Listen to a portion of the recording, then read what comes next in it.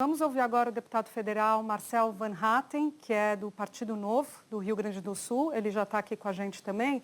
O deputado é uma das vozes críticas a esse projeto.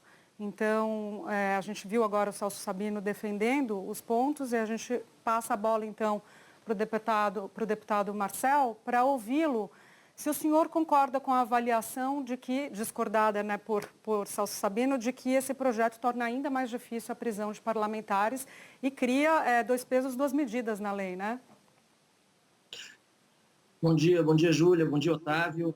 Quero começar dizendo que agradeço a oportunidade de poder também falar sobre esse assunto. Nós estamos batido nessa tecla desde ontem, e se não fosse a ação decisiva da nossa bancada e de outros parlamentares, ele teria sido colocado de fato em votação, sem alterações importantes que nós já estamos vendo sendo feitas no dia de ontem junto à relatora.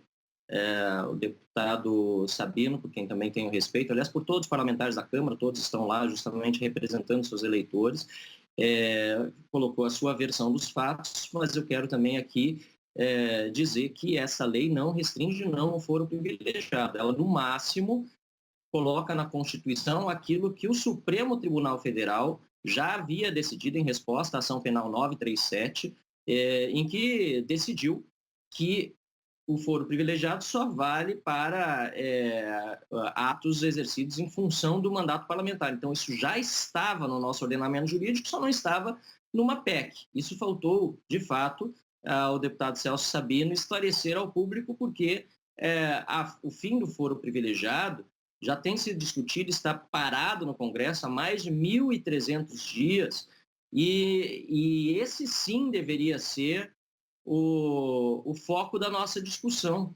Inclusive, uma emenda que eu apresentei estamos conseguindo muitas assinaturas. Ela define que dentre os crimes em flagrante, as prisões em flagrante, estão também os crimes cometidos por deputados e senadores contra a administração pública, incluindo, portanto, crimes de corrupção. E a gente está esperando a assinatura de deputados a favor dessa emenda, e o próprio deputado ontem, o deputado Sabino, disse que tenderia a assinar, o que é outro excelente sinal.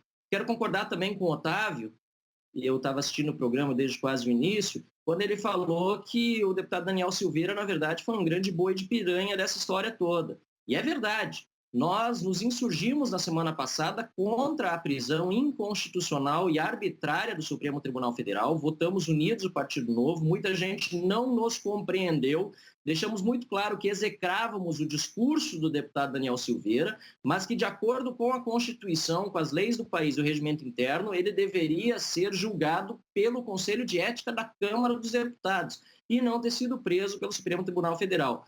E nada como um dia após o outro. Agora nós vemos como reação, supostamente, ao Supremo Tribunal Federal, uma tentativa de blindagem de alguns parlamentares no Congresso Nacional. E só antes de terminar essa longa introdução, eu gostaria de citar mais um exemplo, que não foi trazido pelo relator e nem nas perguntas anteriores, que nos preocupa muito, que é a impossibilidade de afastar cautelarmente do mandato qualquer deputado. É verdade que a Constituição não prevê isso, mas casos como o do Eduardo Cunha, que foi afastado do mandato no passado por ordem do Supremo Tribunal Federal, não poderiam se repetir no futuro. O que nós entendemos é que deve haver forma, sim, de afastar cautelarmente deputados, desde que comprovados, por exemplo, certos crimes ou intenções de cometimento de crimes, como de obstrução de justiça, que aí sim o deputado que está se utilizando da sua imunidade parlamentar, da sua prerrogativa de foro, para obstruir a justiça, tem que poder, de alguma forma, se afastar do seu mandato, porque a Comissão de Ética, o Conselho de Ética, nesse caso, acaba sendo um instrumento muito moroso para resolver um problema tão grave. Deputado, eu, Otávio Guedes, do Rio de Janeiro, bom dia. Sobre esse ponto que o senhor falou do afastamento do deputado, o que está pegando é a decisão monocrática.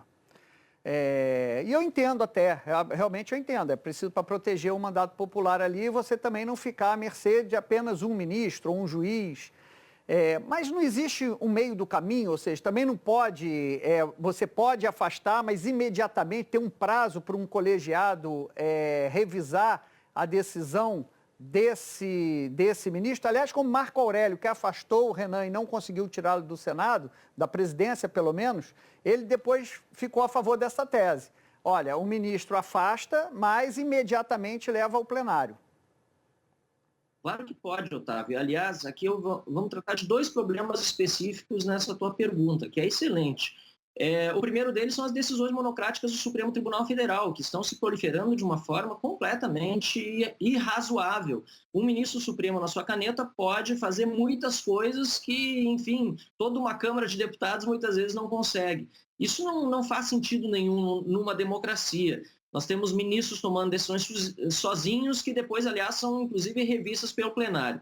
Então, essa questão do STF precisa ser debatida melhor. Aliás, se fosse para o Congresso dar uma resposta ao STF, muito melhor seria propor uma PEC que reduzisse o poder dos ministros do Supremo de intervir no poder legislativo, no poder executivo, talvez até discutir mandatos para ministros do Supremo Tribunal Federal. Uma proposta do nosso colega de bancada, Paulo Ganimi, do Partido Novo, é de que os mandatos sejam de no máximo 10 anos dos ministros, melhorar essa batida no Senado e assim por diante. A gente está vendo uma hipertrofia do poder judiciário exercido por meio do Supremo Tribunal Federal, que não é apenas um tribunal constitucional no nosso país. Nos Estados Unidos, o Tribunal Constitucional, a Suprema Corte, julga em torno de 100 casos por ano. No Brasil são 100 mil.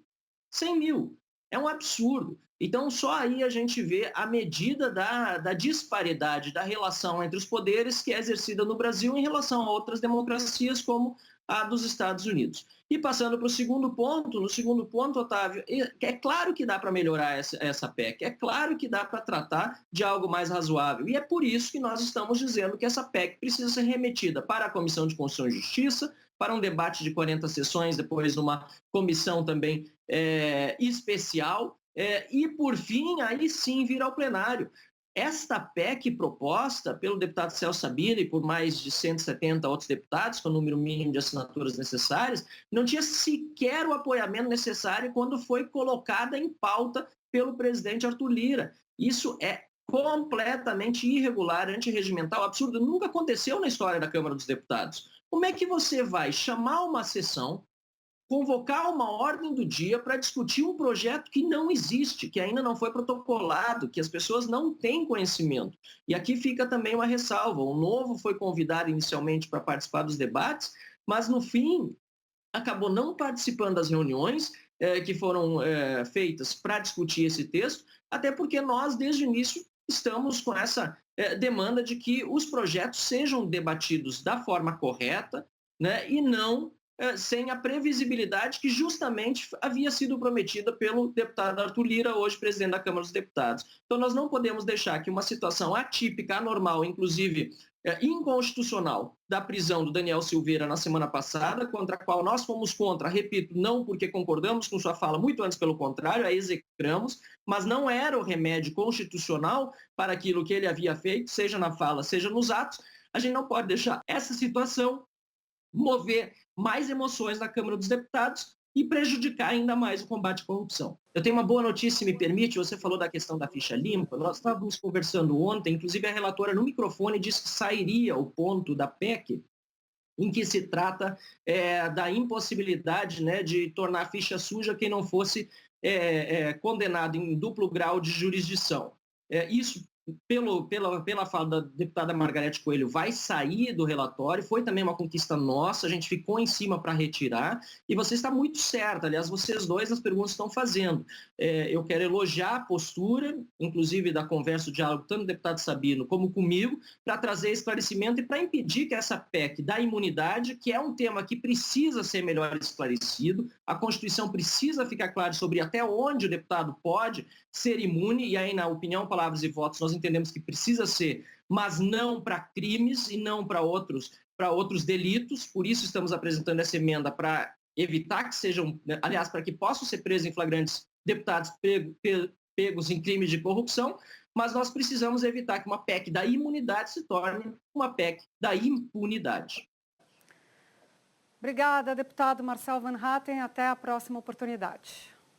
Muito obrigado. Um abraço. Tchau, tchau.